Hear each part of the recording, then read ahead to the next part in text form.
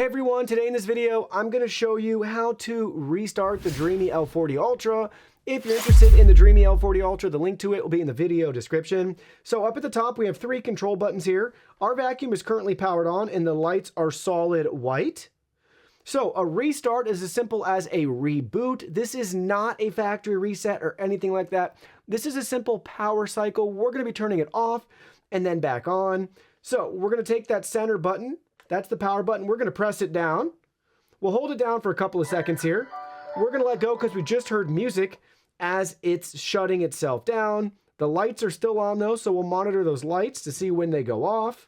Then we'll give it a couple of seconds and then we'll turn it back on. And that will be the gist of our restart here. So the lights are off.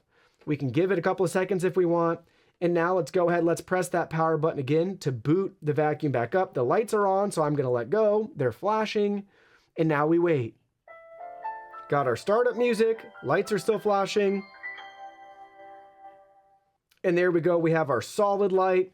Again, the reboot, the restart has been complete. We haven't lost any data or changed anything along those lines. Just a simple power cycle on and back off. Place robot back into dock before starting tasks.